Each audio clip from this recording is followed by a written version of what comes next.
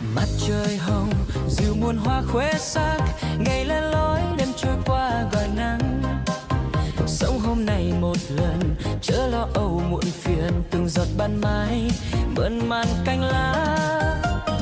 Đời còn dài, bạn tôi ơi vui nhé, gạt đi hết cho yêu thương tìm đến.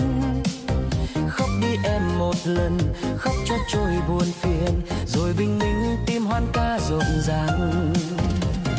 Thế giới mới tình yêu lên ngôi, khép đôi mi nụ cười trong giấc mơ.